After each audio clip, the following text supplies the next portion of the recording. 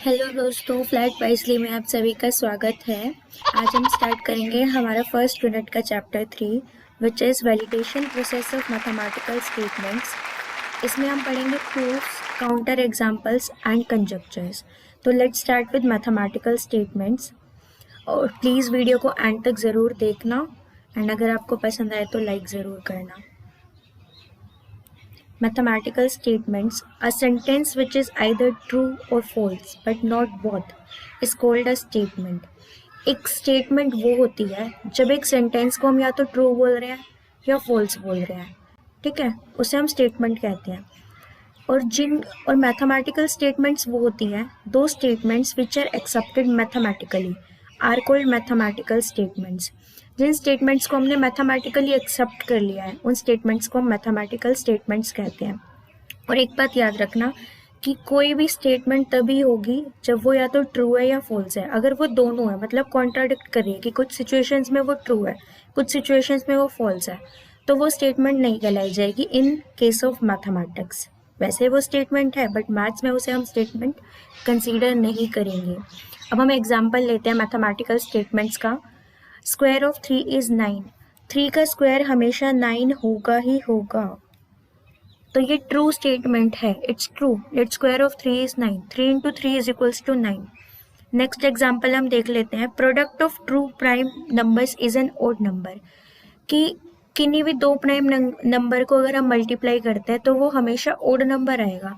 ऐसा ज़रूरी नहीं है कि ओड नंबर ही आए, क्योंकि जैसे प्राइम नंबर है 2 और 3 दोनों प्राइम नंबर है, ठीक है, लेकिन अगर हम इनको मल्टीप्लाई करेंगे तो हमारा 6 आंसर आ रहा है। अब 3 एंड 5 भी और 6 आंसर है इवन नंबर, तो यहाँ पे तो ये ट्रू नहीं है। लेकिन दूसरा केस ये भी है, फॉर एग्जाम्पल 3 और 5 दोनों प्राइम नंबर है, तो 3 इंटू 5 इज इक्वल्स टू 15। 3 5 से 15, बट 15 हमारा ओड नंबर है, तो इसको हम एम्बिजियस कहेंगे, मतलब ये ट्रू भी है और फॉल्स भी है, ठीक है। तो हम इस स्टेटमेंट को मैथमेटिकल स्टेटमेंट कंसीडर नहीं करेंगे, ओके। और मैथमेटिकल लैंग्वेज में हम मैथमेटिकल स्टेटमेंट तब भी नहीं कहते हैं जब या तो उसमें एक्सक्लामेशन मार्क आ रहा हो, जब हम कोई ऑर्डर दे रहे हैं या हम कोई क्वेश्चन पूछ रहे हैं, तब हम मैथमेटिकल स्टेटमेंट नहीं बोलेंगे उस स्टेटमेंट को। फॉर एग्जाम्पल हाउ लॉन्ग के बाद यहाँ पे एक्सक्लामेशन मार्क है, ओके, तो इसको हम स्टेटमेंट कंसीडर नहीं करेंगे मैथ्स में। ऐड 9 to 5, ये हमने ऑर्डर दिया है कि 9 को 5 में ऐड करो, तो ये ऑर्डर है, कोई स्टेटमेंट नहीं है। Who is your mathematics teacher, आपका मैथ्स का टीचर कौन है, यहाँ पे ये क्वेश्चन पूछ रहे हैं, तो ये भी ट्रू, तो ये भी हमारी मैथमेटिकल स्टेटमेंट नहीं है। कुछ सेंटेंसेस में जिसमें टुडे, टुमारो, यस्टरडे ये सब होता है सेंटेंसेस में एडअप, वो स्टेटमेंट्स नहीं कहलाते हैं। For example yesterday was Monday, कल मंडे था, ये एक स्टेटमेंट तो है लेकिन ये मैथमेटिकल स्टेटमेंट नहीं है, क्योंकि इसमें आ गया today, tomorrow and yesterday. There are 10 days in a week, एक वीक में 10 days है, ये एक स्टेटमेंट तो है, लेकिन यहाँ पे आ गया देयर, जहाँ पे देयर या हेयर आ जाता है या फिर यस्टरडे, ट्यूसडे ये सब आता है, उसे हम मैथमेटिकल स्टेटमेंट कंसीडर नहीं करते। अब हम स्टार्ट करते हैं प्रूफ क्या होता है। तो proof is it is a process to prove a given statement. A statement is called a theorem if it is proved. So if the process is established if the process to establish a proof is the process to establish a statement. Proof वो process है जो कि एक statement हमें दी होती है, फिर हम, और वो स्टेटमेंट एक थ्योरम है, ठीक है, और जब हम उसको प्रूव करते हैं कि हाँ ये सच में ऐसा है, तो उसे हम प्रूफ कहते हैं। प्रूफ एक प्रोसेस है जिसमें कि हम बता रहे होते हैं कि ये स्टेटमेंट ट्रू है या फॉल्स है, और इसको हम दो मेथड्स के साथ करते हैं। First method is direct method and second method is indirect method. अब डायरेक्ट मेथड के एग्जांपल्स हम देखते हैं। डायरेक्ट मेथड में हम डायरेक्टली स्टेटमेंट को प्रूव करते हैं, डायरेक्ट कर देते हैं, और हमेशा स्टेटमेंट हमारे P और Q के फॉर्म में होगी कि अगर P ट्रू है तो Q भी ट्रू होगा। तो हम एज्यूम करके चलते हैं कि अगर P को ट्रू शो किया गया है तो हमें Q को भी ट्रू ही शो करना है। तो हम पहला एग्जाम्पल देखते हैं। First example, sum of two odd natural numbers, कोई भी दो ऑड नेचुरल नंबर्स का जब हम ऐड करेंगे, is an even natural number. उन दोनों का सम हमेशा इवन नेचुरल नंबर ही आएगा। तो हमारी प्रीवियस नॉलेज में क्या है कि ऑड नंबर को हम ऐसे लिख सकते हैं 2n+1। अब हम प्रूव करेंगे कि odd number plus odd number. तो लेट्स स्टार्ट। अब हमने एक ऑड नंबर लिया था 2n+1, अब दूसरे ऑड नंबर को हम ले लेते हैं 2m+1। ठीक है, अब जब हमने इनको ऐड किया, फिर हमने इनका जब कॉमन निकाल लिया अपने लॉजिकल रीजनिंग के थ्रू, कि हम इसको तो ऐसे चेंज करके भी लिख सकते हैं। तो हमने लिखा 2n+m+2। जब हमने यहाँ से कॉमन निकाल लिया इस 2 को, फिर n+m रह गया और 1+1 हमारा हो गया 2। तो अब ये जो 2n+m है, अब हमें ये पता है कि 2 को अगर हम किसी n+m को हम कोई भी इंटीजर ले लेते हैं, ठीक है। अब जब हम 2 को किसी भी इंटीजर से मल्टीप्लाई करेंगे, किसी भी नंबर से, तो वो हमेशा इवन नंबर ही देगा। प्लस हम उसमें 2 भी कर रहे हैं, तो every time it will be a even number. तो यानी कि हमारा ये करेक्ट है कि sum of two odd natural numbers is an even natural number. ये हमने डायरेक्टली प्रूव किया है। ओके, अब हम इसका नेक्स्ट एग्जांपल देख लेते हैं। इस बार हम थोड़ा ज्योमेट्रिकली लेते हैं कि डायरेक्ट प्रूफ कैसे करेंगे। तो हमारी स्टेटमेंट है vertically opposite angles of two intersecting lines are equal. Statement is made. अब ये देखो कि ये जो स्टेटमेंट है vertically opposite angles of two intersecting lines, यहाँ पे आप ये फिगर देखो, ये तो लाइन है A B and C D. ये जो दोनों लाइन है ये इंटरसेक्ट कर रही है सेंटर ओ पे, ठीक है। अब ये बोल रहे हैं कि इनके जो वर्टिकली अपोजिट एंगल होगी, यानी कि एंगल 1 और एंगल 3 आपस में इक्वल होंगे, एंगल 2 और एंगल 4 आपस में इक्वल होंगे। तो हमें इसको प्रूव करना है कि ऐसा कैसे पॉसिबल है। तो अब हमें ये पता है कि ए बी और सी डी एक लाइन है, ठीक है। तो अब हम इसमें क्या देख सकते हैं, गिवन हमें क्या क्या है, लाइन ए बी और लाइन सी डी, प्लस हमें गिवन है एंगल 1, एंगल 2, एंगल 3 और एंगल 4। ओके, तो हम ये देख रहे हैं, हमारी प्रीवियस नॉलेज है, हमें लीनियर पेयर पता है, या एडजेसेंट एंगल्स पता है, या स्ट्रेट एंगल पता है कि क्या होता है। ओके, तो अब हम फर्स्ट लेंगे लाइन ए बी। अब ए बी पे कौन कौन से एंगल है, angle 1 plus angle 2 is equals to 180 degree, linear pair show हो रहा है। अब ऐसे ही नेक्स्ट हम लेंगे लाइन सी डी। ओके, तो यहाँ पे angle 2 plus angle 3 is equals to 180 degree, ये भी लीनियर पेयर के थ्रू है या एडजेसेंट एंगल्स। अब हम ना इनको 1 और 2 कंसिडर कर लेंगे, ये 1 है और एंगल 2 + 3 हमारा 2 है। तो इन दो इक्वेशन से अगर हम लिखते हैं angle 1 plus angle 2 is equals to angle 2 + 3, अब हम इसको सॉल्व करेंगे तो 2 और 2 तो माइनस हो जाएगा और एंगल 1 एंगल 3 के इक्वल आएगा। तो हमने यहाँ पे प्रूव कर दिया directly angle 1 is equals to angle 3। ये है हमारा डायरेक्ट मेथड। ओके, तो हम डायरेक्ट मेथड को हमेशा पहले कैसे सॉल्व करेंगे, पहले हमारी स्टेटमेंट को देखेंगे कि उसमें मेथड कौन सा यूज़ हो रहा है, फिर हम थोड़ी बहुत लॉजिकल रीजनिंग और अपनी प्रीवियस नॉलेज का यूज़ करेंगे उसे सॉल्व करने के लिए, और जो हमारा आंसर होगा वो हमारा रिजल्ट होगा उस स्टेटमेंट को हमने जो प्रूव करके निकाला है। तो डायरेक्ट मेथड को हमें ऐसे यूज़ करना है, first we will see method, then we will use our previous knowledge and logical reasoning, और उसके बाद हम देखेंगे कि रिजल्ट क्या आया स्टेटमेंट का, इट्स वेरीफाइड और नॉट। नेक्स्ट हमारा मेथड है indirect method. It is difficult to prove each statement by direct method. ये बहुत डिफ़िकल्ट होता है कि हम डायरेक्टली हर किसी स्टेटमेंट को प्रूव कर पा रहे हैं। दो statements that can not be proved by direct method are proved by indirect method.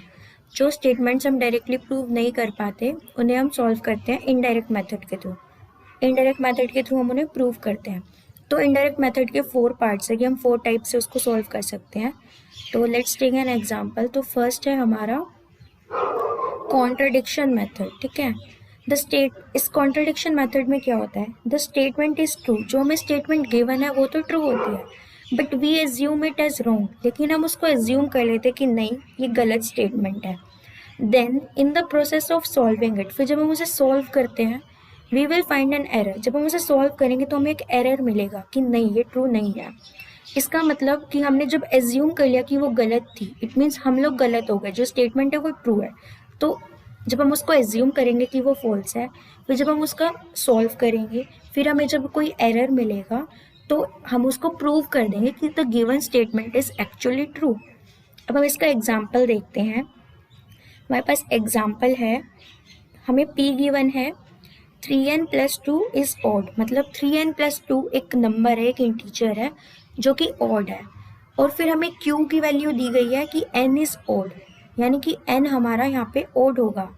ये जो हमारा 3n+2 अगर हमारा ऑड है तो यहाँ पे जो n की वैल्यू होगी वो भी ऑड होगी। ठीक है, अब हम एज्यूम कर रहे हैं कि ये जो q इन्होंने बोला है, मतलब ये स्टेटमेंट पूरी है तो ट्रू, लेकिन अब हम ना इस RHS वाली साइड को हम ना इसे LHS और RHS में कर देते हैं। लेफ्ट हैंड साइड हो गई हमारी 3n+2 इज ऑड और राइट हैंड साइड हो गई हमारी n इज ऑड। अगर आपके पास ऐसे दो सिचुएशन आते हैं कि आपको दो टाइप में नंबर दे, तो आप हमेशा एक साइड को फॉल्स मानोगे और वो आपकी साइड होनी चाहिए RHS, okay, right hand side पे जो भी होगी। तो अब हमने एज्यूम कर लिया कि यहाँ पे जो Q स्टेटमेंट दी गई है ये फॉल्स है। अब Q अगर स्टेटमेंट हमारी फॉल्स है तो इसका नोट Q ट्रू होगा। नोट Q मतलब कि हम इसका उल्टा कर देंगे कि नहीं, n इज नॉट ऑड। अगर n ऑड नहीं है तो n Q नोट क्या हो जाएगा, n इज इवन। ये स्टेटमेंट क्या बन गई कि अब n हमारा इवन है। तो हम इसको प्रूव करके देखते हैं। Let n is equals to 2k। 2k हमने इसलिए लिया क्योंकि अगर n हमारा इवन इंटीजर है और हमें हमारे प्रीवियस नॉलेज के अकॉर्डिंग हमें ये पता है कि जो 2 है, ओके, अगर हम उसको किसी भी इंटीजर से मल्टीप्लाई करेंगे तो वो हमेशा नंबर हमें इवन ही देगा। इसलिए हमने k को 2k ले लिया कि n is equals to 2k, कि 2k हमारा कोई एक इवन इंटीजर है। अब हमारा गिवन स्टेटमेंट क्या थी, 3n+2। तो 3n+2 में अब हम ये n की वैल्यू पुटअप कर देंगे, 3 × 2k+2, ओके। तो अब हम ये जो 3 × 2k+2 आ गया, अब हम इसमें से कॉमन निकाल लेते हैं। तो 2 तो हम इन दोनों का बाहर ले लिया, फिर बचा 3k+1, ओके। अब हमने ये कर लिया, तो ये जो 3k+1 है, लेट इट, तो हम अब इसको ना a मान लेते हैं कि ये अब एक इंटीजर हो गया। 3k+1 एक नंबर है जो कि इंटीजर हो गया। तो यहाँ से हमने प्रूफ निकाल लिया, hence 2a is answer, therefore 3n+2 is even, यानी कि 3n+2 इवन है। लेकिन अब ये तो कॉन्ट्राडिक्ट कर गई क्योंकि हमारा 3n+2 तो हमें क्वेश्चन में ऑड दिया था। यहाँ पे हम देख सकते हैं कि यहाँ पे हमें ऑड दिया गया है तो क्यूब n भी ऑड होगा। लेकिन अब हमने जब इसको फॉल्स मान लिया था कि नहीं n इवन होगा, तो हमारा आंसर जब हम निकाल रहे तो हमारा आंसर यहाँ पे इवन ही आ रहा है। इट मीन्स हमने जो प्रूफ करने की कोशिश की वो हम गलत हैं, यानी कि ये स्टेटमेंट ट्रू है। देयरफॉर हमने ये प्रूव कर दिया कि कॉन्ट्राडिक्ट कर रही है स्टेटमेंट जो हमने प्रूव किया है, which means the given Q is true. ठीक है, the given statement is true. Next आता है कॉन्ट्रापोजिटिव मेथड। कॉन्ट्रापोजिटिव मेथड क्या कहता है, it says that P is equivalent to Q, P Q के इक्वल है, is logically equivalent to its contrapositive. मतलब P Q क्या इक्वल होगा, वो सिर्फ तभी इक्वल होगा जब उसका उल्टा, मतलब जब P को अगर हम उल्टा कर देंगे, अगर P इवन है तो हम P को ऑड बोल देंगे, Q इवन है तो हम Q को ऑड बोल देंगे, उसका रिवर्स कर देंगे, कॉन्ट्रापोजिटिव कर देंगे, उसका उल्टा कर देंगे, तो भी हमारी P की वैल्यू Q के इक्वल होगी। ओके, अब हमें क्या प्रूव करना है कॉन्ट्रापोजिटिव मेथड में, टू शो और prove P is equivalent to Q, assume that Q is false then P is also false। अब हमें एज्यूम करना है कि P ट्रू है और Q भी ट्रू है, लेकिन अब हमें क्या प्रूव करना है, हमें ये स्टेटमेंट गिवन है कि P ट्रू है और Q भी ट्रू है, तो हम एज्यूम कर लेंगे कि Q फॉल्स है तो P भी फॉल्स होगा। अब एग्जाम्पल देखते हैं इसका कि हम कॉन्ट्रापोजिटिव मेथड का एग्जाम्पल है हमारा, prove that if n square is odd, कि अगर n स्क्वायर ऑड है then n is also odd. अब n स्क्वायर इज ऑड को हम कह देते हैं P है, n इज ऑल्सो ऑड को हम कह देते हैं Q है। तो हमें यहाँ पे क्या प्रूफ करना है, n square is odd, n is odd, यानी कि P is equivalent to Q। ठीक है, अगर P ट्रू है तो Q भी ट्रू होगा, लेकिन अब हम इसका उल्टा करेंगे। अब हम कर देंगे कि not Q is equal to not P, यानी कि हमारा n स्क्वायर अगर इवन है तो हमारा n भी इवन होगा। तो अगर हमारा not Q n is odd था तो अब हम इसको n इज इवन लिख सकते हैं।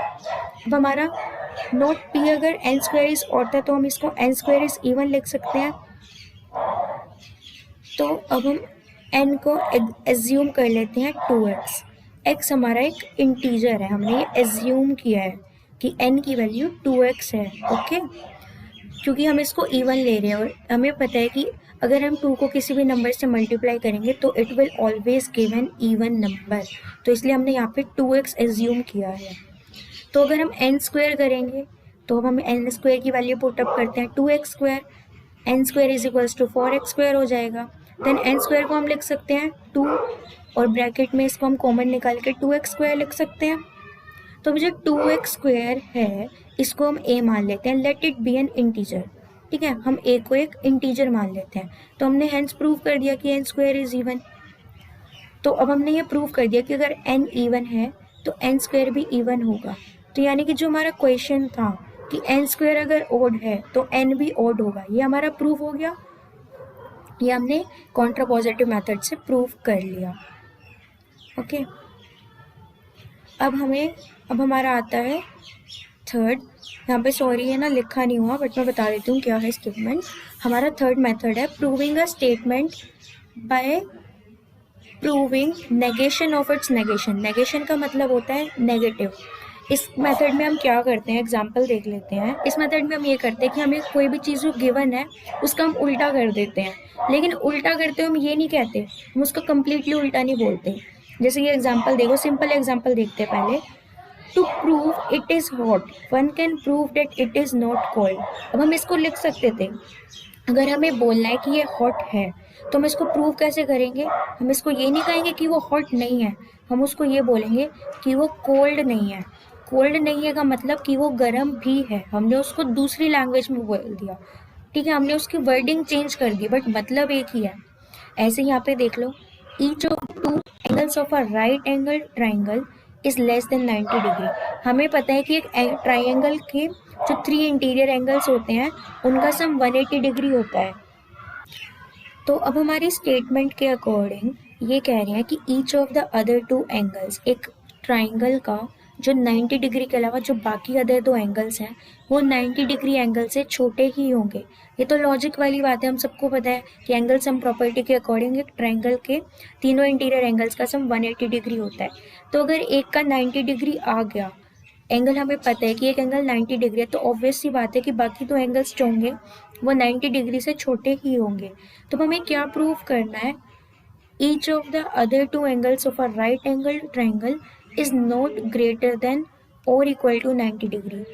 अब हमें प्रूव करना है कि अब हमने स्टेटमेंट को ना बस दूसरी लैंग्वेज में लिख दिया कि एक राइट एंगल ट्राइंगल जो होगा तो ट्राइंगल के जो बाकी 2 एंगल्स होंगे वो 90 डिग्री से ना तो बड़े होंगे ना ही उसके इक्वल होंगे, ठीक है। फर्स्ट स्टेटमेंट थी कि वो 90 डिग्री से छोटे होंगे, हमने उसको घुमा के लिख दिया कि वो 90 डिग्री से ना तो बड़े होंगे ना इक्वल होंगे, मतलब उसका मीनिंग तो यही निकल रहा है कि वो 90 डिग्री से छोटे होंगे, बट हमने उसको दूसरे वे से लिख दिया। तो अगर हम जब हमें इस मेथड से सॉल्व करना है, proving a statement by negation of its negation, उसके नेगेटिव से ही हम उसका निकालेंगे आंसर, प्रूव करेंगे। तो यहाँ पे ये वाला हमने मेथड देखा। अब हम आते हैं नेक्स्ट मेथड पे, proving a statement by proving true the negation of its negation. हमें एक स्टेटमेंट का नेगेटिव पार्ट बनाना है और उस नेगेटिव पार्ट के नेगेटिव को प्रूव करना है इस वाली मेथड में। तो हम एक एग्जांपल देखते हैं। इन एन आइसोसेलेस ट्राइंगल, हमें पता है आइसोसेलेस ट्राइंगल में 2 साइड्स इक्वल होती हैं और 2 एंगल्स इक्वल होते हैं, ठीक है। तो हमारी स्टेटमेंट है, यहाँ पे ये नोट गलती से दिया हुआ है, ये गलत है, यहाँ पे डायरेक्ट आर इक्वल आएगा। तो यहाँ पे क्या है, in an isosceles triangle angles opposite to equal sides are equal. जो एंगल्स इक्वल साइड्स के अपोजिट होंगे वो एंगल्स इक्वल होंगे, ये हमारी स्टेटमेंट गिवन है। अब हम इसका उल्टा क्या लिखेंगे, हम इसका नेगेशन क्या लिखेंगे, इसका नेगेटिव लिखेंगे हम। In an isosceles triangle angles opposite to equal sides are not equal. ये हमने गलत लिखा, हमने मतलब इस स्टेटमेंट का फॉल्स पार्ट लिखा कि एक आइसोसेलेस ट्राइंगल में angles opposite to equal sides are not equal, ये गलत लिखा हमने, मतलब नेगेशन ऑफ इट्स नेगेशन, ये जो ट्रुथ है हमने इसका फॉल्स पार्ट लिखा। और अब हम इसके फॉल्स पार्ट को ही फॉल्स बताएंगे। वो कैसे करेंगे हम, ये हम प्रूफ कर रहे हैं, ये स्टेटमेंट गिवन है और ये सेकंड पार्ट में बी पार्ट में हम इसको प्रूफ करते हुए लिखा है हमने कि आर नॉट इक्वल, जो कि हमने गलत लिखा। अब हम इसी नॉट इक्वल को हम ट्रू बना देंगे, हम इसी को नेगेशन करके, मतलब इसी का उल्टा करके।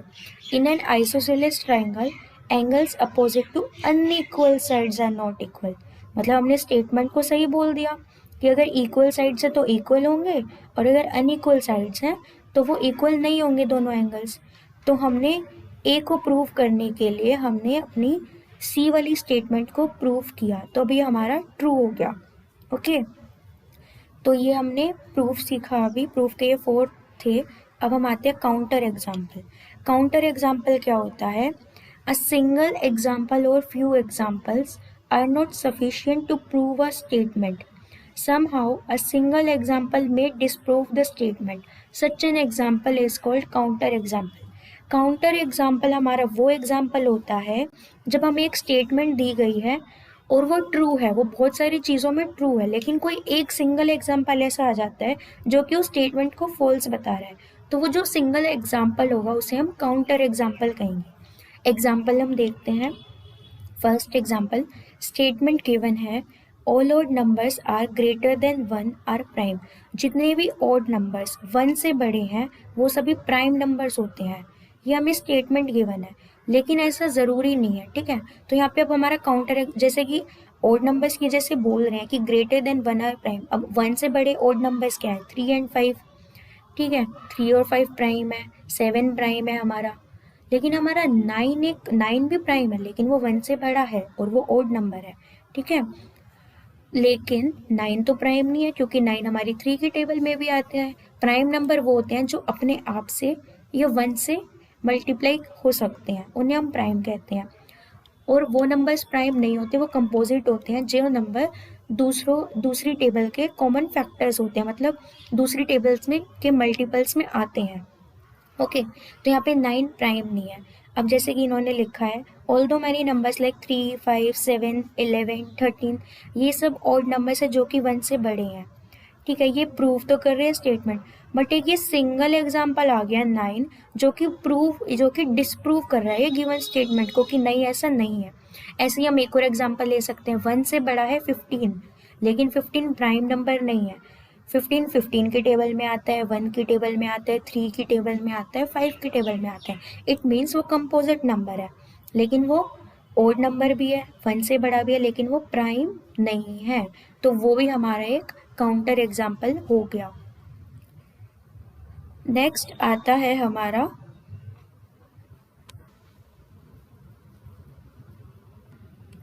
अब देखते हैं नेक्स्ट एग्जाम्पल। नेक्स्ट एग्जाम्पल है sum of 2 prime numbers is never prime, कि कोई भी 2 प्राइम नंबर्स का सम, जब हम 2 प्राइम नंबर्स को ऐड करेंगे वो कभी भी प्राइम नंबर नहीं आएगा। ऐसा हमेशा नहीं होता।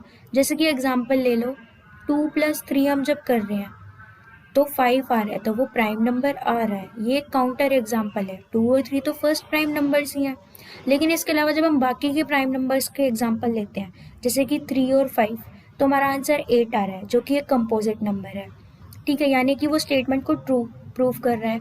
5 + 7 दोनों प्राइम है, 5 और 7, लेकिन जब हम इनको ऐड करेंगे तो 12 आएगा।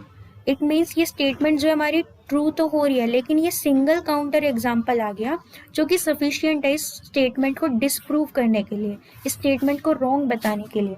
मतलब जो 2 और 3 है, ये वाला सिर्फ एक प्रॉपर काउंटर एग्जाम्पल है, एक सिंगल काउंटर एग्जाम्पल आ गया जो कि प्रूव कर रहा है कि नहीं, ऐसा हमेशा नहीं होगा कि जब भी हम 2 प्राइम नंबर्स को ऐड करेंगे तो हमारा आंसर प्राइम होगा, प्राइम नहीं होगा। अब नेक्स्ट हमारा आता है कंजक्चर। कंजक्चर्स क्या होते हैं? Conjecture is a statement which is believed true based on our mathematical understandings and experiences. Such a statement is neither proved nor contradicted.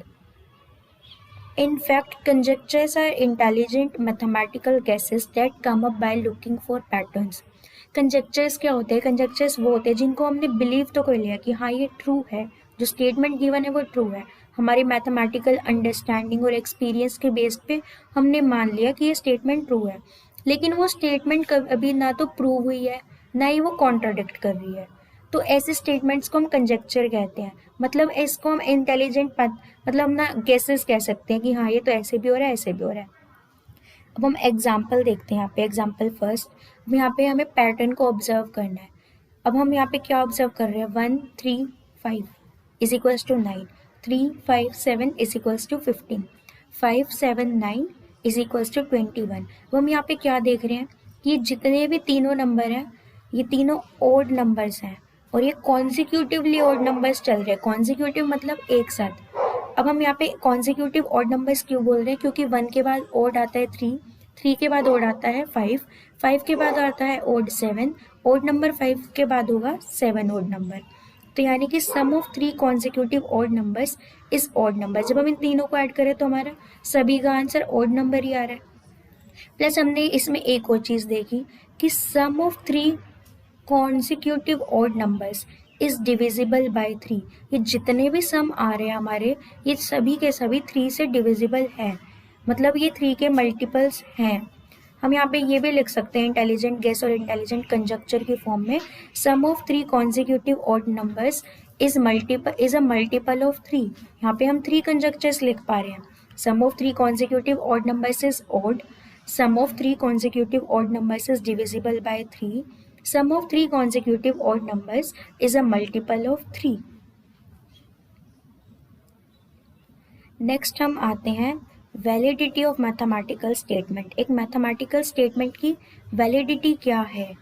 Validity में ये है कि statement is proved true such in the essence of it has a justified proof, कि यह statement तभी valid होगी या वो तभी प्रूव्ड होगी जब हम उसको जब वो मैटर ही नहीं करेगा कि वो कौन से मेथड से प्रूव की गई है, डायरेक्ट से या इनडायरेक्ट से, वो बस एक जस्टिफाइड प्रूफ मिलना चाहिए हमें कि हाँ ये सच में ट्रू है, तब हम उसको एक मैथमेटिकल स्टेटमेंट कहेंगे। नेक्स्ट है there exist an example that proves the statement false which is an counter example.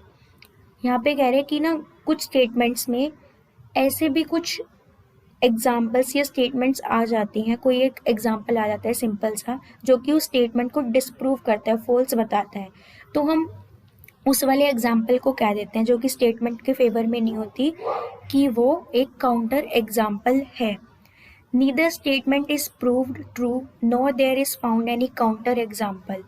जब कोई स्टेटमेंट ना तो ट्रू प्रूव होती है, ना ही उसका कोई काउंटर एग्जाम्पल मिलता है, ना ही वो जस्टिफाइड है, ना वो कॉन्ट्राडिक्ट कर रही है, उस वाले एग्जाम्पल को हम या तो इंटेलिजेंट गेस कहते हैं या इंटेलिजेंट कंजक्चर कहते हैं मैथ्स के फॉर्म में। कंजक्चर्स में जो वैलिडिटी होती है वो बहुत बार डाउटफुल होती है कि पता नहीं ये सच है भी या नहीं, क्योंकि ना हमें उसका ट्रूथ या फॉल्स का पता ही नहीं होता। जब हमें किसी स्टेटमेंट का ट्रू या फॉल्स पता ही नहीं है तब हम उसको कंजक्चर कहते हैं या फिर हम उसको बोल देते हैं कि ये तो खाली एक इंटेलिजेंट गेस है। यहाँ पे हमारा चैप्टर ख़त्म होता है। Thank you for watching our video.